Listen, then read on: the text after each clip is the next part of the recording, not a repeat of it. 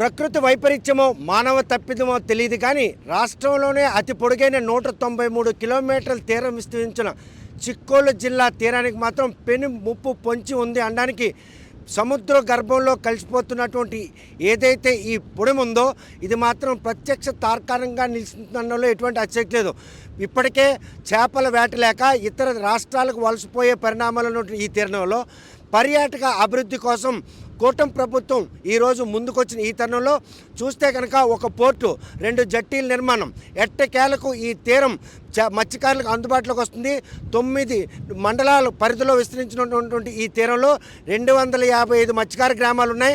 వేటే వారికి ప్రధాన వృత్తిగా జీవనం సాగిస్తున్న ఇటువంటి తరుణంలో ఏదైతే పర్యాటక అభివృద్ధి కోసం తీర్చిదిద్దాలని తీరంని తీర్చిదిద్దే చేస్తున్న ప్రయత్నంలో ఇలా తీరం కోతకు గురి కావడం చూస్తే కనుక అటు వంశధార, నాగావళి, బాహుదా, మహేంద్రతనయ ఈ 4 నదులు కూడాను సముద్ర గర్భంలో కలిసే సంగమ ప్రదేశాల్లో మాత్రం ఈరోజు సముద్రంలోకి కడల్లోకి మొత్తం ఈ పొడమంతా కూడాను అంటే కరిగిపోయే పరిస్థితి ఉంది. ప్రస్తుతం మాత్రం నాగావళి నది ఏదైతే అవతల పాత తిబ్బలపాలెం అదేవిధంగా గనగలవాడిపేట మధ్యలో ఉన్నటువంటి నది సంగమంలో కలిసిన ప్రదేశం సుమారు మనం కుడిసై వైపు చూస్తే కనుక సుమారు 4 కిలోమీటర్ల ఆ దూరంలో ఉన్నటువంటి ఏదైతే అవతల వైపు ఒడ్డు ఉందో అక్కడ సముద్ర గర్భంలో కలవాల్సింది. కాకపోతే ఏదైతే నది కలిసే సమీపంలో ఉన్నటువంటి ఏదైతే తీరానికి సమీప భూములు ఉన్నాయో అక్కడ ఆక్వా కల్చర్ ఆక్రమణదారుల కారణంగా ఈరోజు నది దిశ మారి ఇలా ఎడం వైపుకి వచ్చి మొత్తం ఏదైతే గనగలవనిపేటతో పాటు ఇప్పుడు అక్కడ నిర్మించినటువంటి రిసార్ట్స్ ఇదంతా కూడాను ప్రస్తుతం సముద్ర గర్భంలో కలిసిపోయిన కోతకు గురైనటువంటి ప్రదేశం. ఏదైతే ఆ రోజు దిశ మారిందో దిశ మారిన తర్వాత సముద్రంలో నీటి కలిసింది సముద్రానికి మధ్యన నది మధ్యలో ఉన్నటువంటి ఒక దీవిలా కూడా ఏర్పడింది. అంటే మానవ తప్పిదం కారణంగానే ఈరోజు నది దిశ మారింది అన్న పరిణామాలు మాత్రం మనకు స్పష్టంగా కనిపిస్తున్నాయి. ప్రస్తుతం ఈ పరిణామాలు మాత్రం సముద్రం ఒడ్డున ఉన్న మత్స్యకారులు అందరూ కూడా ఎక్కడ గ్రామాలు ఈరోజు సముద్రంలో కలిసిపోతే అనే భయం మాత్రం వారిని వెంటాడుతుంది. ఇటువంటి ప్రకృతి వైపరీత్యాల కారణంగా ఏర్పడినటువంటి ఈ పరిణామాలు తీర ప్రాంతంలో మత్స్యకారులకు మాత్రం ఒక గడ్డు రోజులని చెప్పుకోవచ్చు.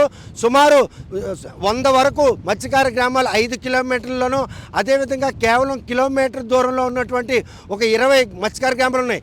ఏవైతే వేటకు అనువైన ప్రదేశాలు ఉన్నాయో ఆ ప్రదేశాలన్నీ కూడా ఈరోజు సముద్ర గల్పంలో కలిసిపోయి మనం చూస్తున్న ఆ రిసార్ట్స్ పక్కన ఉన్నటువంటి పడవలు ఏవైతే ఉన్నాయో అక్కడ చేపలకు వేటకు అనువైనటువంటి ప్రదేశం ఉండేది. కాకపోతే ప్రస్తుతం మాత్రం ఆ బోట్లు ఏవి కూడా సముద్రంకి వెళ్ళే పరిస్థితి లేదు. ఎందుకంటే నాగావళి నది దిశ మారి ఎడం వైపుగా కోతకు గురై ఇలా సముద్ర గర్భంలో ఇక్కడ కలుస్తుంది. అంటే మానవ తప్పిదు ఎంతలా మత్స్యకారుల పార్టీ శాపంగా మారిందనేది మాత్రం స్పష్టంగా కనిపిస్తుంది.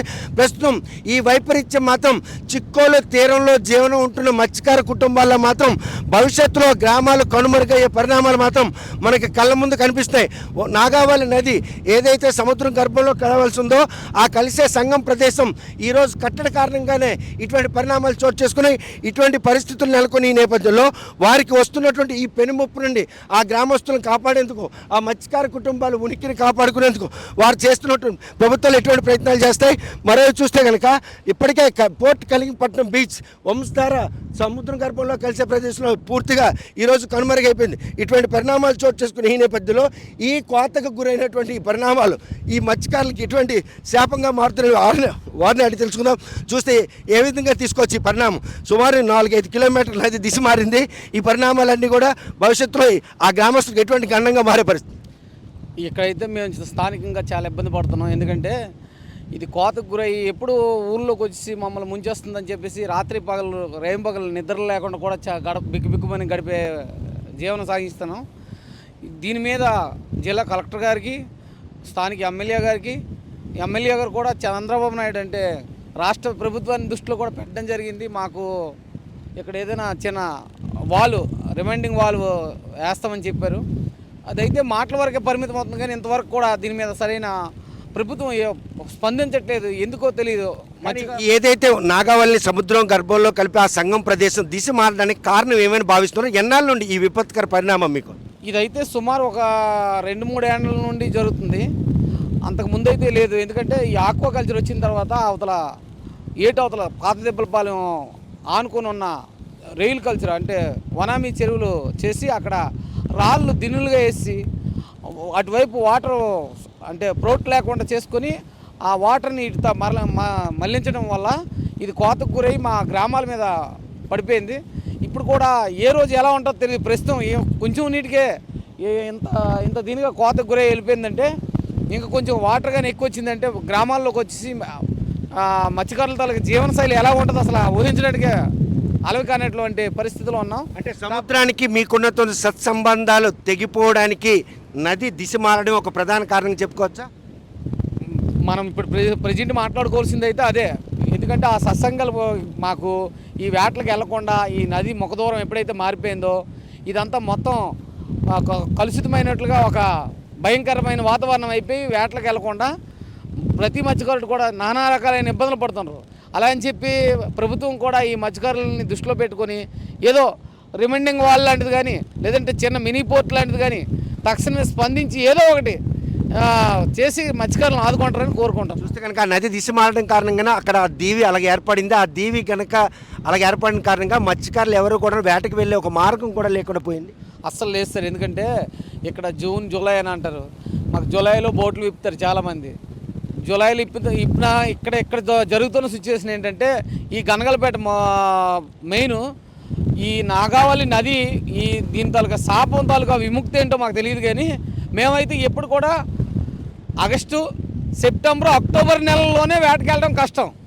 ఈ మిగతా ఈ 4-3 నెలలు మాకు కాదు. మాకు బ్యాన్ పీరియడ్ అయితే ఇక్కడ 6 మంత్ పక్కాగా అవుద్ది అనమాట. ఎందుకంటే 6 నెలలు ఇక్కడ బ్యాన్ పీరియడే. ఈ వాటర్ రావటం, ఈ ముఖద్వారం నది డైరెక్షన్ మారటం ఇక్కడ ఎప్పుడు కూడా వేటకి వెళ్ళడానికి అనుకూలంగానే ఉండదు. అందుకే ప్రతి ఒక్కరు కూడా ఇక్కడ ఈ జిల్లాలో పుట్టి ఎక్కడో గుజరాత్ వెళ్తారు, కర్ణాటక, కేరళ, మంగళూరు, మల్పి ఎక్కడెక్కడో ఇతర దేశాలకు వెళ్ళిపోయి అక్కడ నానా అవస్థలు పడి అక్కడ ప్రాణాలు వదులుకొని ఆ ప్రాణాలు వదులుకునే వాళ్ళకి ఎక్స్గ్రేసియా కూడా కనీసం ప్రభుత్వం ఇప్పటివరకు కూడా అందట్లేదు.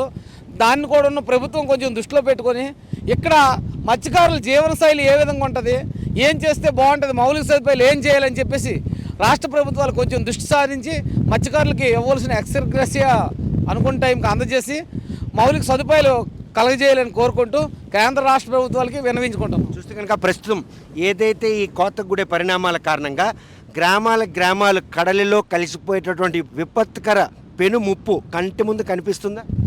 తప్పకుండా అది ఇంకా ఒక 1 మంత్లో మీకు మేము చెప్పడం కాదు, మీకే అర్థమవుద్ది. ఎందుకంటే కళ్ళకు కట్టినట్లుగా ఇప్పుడు ఏం లేదు, వాటరే లేదు, అసలు వర్షాలు లేవు. ఇంకొక 1 మంత్లో వర్షాలు పడేటప్పటికి ఈ గ్రామాలన్నీ కొట్టుకొని పోయే దుస్థితిలో ఉన్నాయి.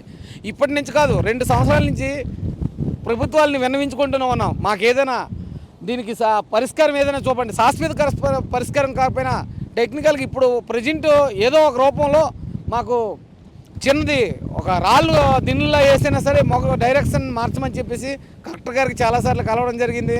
అలాగే ఎమ్మెల్యే గారికి చెప్పడం కూడా జరుగుతుంది. మా స్థానిక ఎంపీటీసీలు ఉన్నారు, వాళ్ళు కూడా వీళ్ళు కలుస్తున్నారు పాపం. కానీ దీని మీద స్పందన అయితే లేదు, ఇంతవరకు స్పందన కొరవైంది. ప్రస్తుతం వస్తున్నటువంటి ఈ పెను ముప్పు నుండి తమను కాపాడాలని ప్రజాప్రతినిధులు అందరి దగ్గర మొరపెట్టుకున్నా కూడా ఇప్పటికీ వారు స్పందించకపోవడంతో 3 ఏళ్ల క్రితం వరకు గనగలవానిపేట మత్స్యకారులందరూ కూడాను అంగట్లో ఉన్నటువంటి సముద్రంలో చేపల వేటకి వెళ్ళి జీవనం సాగించే పరిణామాలకు మాత్రం నాగావళి నది సముద్ర సంగంలో కలిసిన ప్రదేశంలో కుడివైపున ఉన్నటువంటి ఏదైతే ఆక్వాకల్చర్ ఉందో వారి ఆక్రమణ కాలంగా నది దిశ మారే విధంగా రాళ్లతో కట్టడి చేశారో ఆ దిశ మారిన నేపథ్యమే ఈరోజు మాత్రం ఎడమవైపు నది పూర్తిగా కోతకు గురైంది. ఒడ్డు కోతకు గురవడంతో పాటు వారు ఎక్కడైతే చేపల వేటకు వెళ్లేందుకు అనువైన ప్రదేశం ఉందో ఆ ప్రదేశం మొత్తం సముద్ర గర్భంలో కలిసిపోవడం, మరోవైపు ఆ నది ప్రవాహానికి సముద్రానికి మధ్యన ఉన్నట్టు ఒక ఇసుక తెన్ని దీవి ఏర్పడి ఈ పరిణామాలన్నీ కూడా భవిష్యత్తులో ఇప్పటికీ పెద్దగా వర్షాలు లేవు, నదిలో నీటి ప్రవాహం కూడా చాలా తక్కువ ఉంది. రానున్నది వర్షాకాలం కారణంతో నదికి కనుక భారీగా వరదొచ్చినట్టయితే మాత్రం పూర్తిగా ఈ గ్రామాలన్నీ కూడాను సముద్రం గర్భంలో కలిసిపోయే పరిణామాలని ఇప్పటికైనా కేంద్ర రాష్ట్ర ప్రభుత్వాలు కళ్ళు తెరిచి ఈ మత్స్యకారులకు పొంచి ఉన్నటువంటి పెనుముప్పు బారి నుండి కాపాడాలి. కనీసం రాళ్ళ జట్టీలను ఏర్పాటు చేసి వాటి గ్రాయిన్స్ రూపంలో ఆ నదీ ప్రవాహాన్ని మాత్రం యథేచ్ఛగా కనుక మలిచినట్టయితే కనీసం గ్రామాలన్నీ ఉంటాయి. లేకపోతే మాత్రం గ్రామాలన్నీ కూడాను సముద్రం గర్భంలో కలిసిపోయే పరిస్థితుల నేపథ్యంలో వారికి వచ్చినటువంటి పెనుముప్పు నుండి మాత్రం ఎట్టి పరిస్థితుల్లో కూడాను వారిని కాపాడాలని చెప్పేసి వారు అంటే ప్రాధాయపడుతున్నారు. మరి ఆ దిశగా రాష్ట్ర ప్రభుత్వం కానీ జిల్లా యంత్రాంగం కానీ ఏదైతే నదీ సంగం ప్రదేశంలో ఉన్న మత్స్యకారులకు పొంచి ఉన్న ఈ ప్రమాదం నుండి కాపాడతారా, లేదా వారు సముద్రం గర్భంలో కలిసిపోయిన తర్వాత కళ్ళుండి గుడ్డివారిలా వ్యవహరిస్తారా అన్న విషయం వేచి చూడాల్సిందే. పెద్ద గనగలవనిపేట తీరం నుండి వీడియో జర్నలిస్ట్ రామకృష్ణతో సత్యం, RTV శ్రీకాకుళం. ఇండియా పాకిస్తాన్ తాజా అప్డేట్స్ కోసం డౌన్లోడ్ చేసుకోండి RTV లైవ్ యాప్.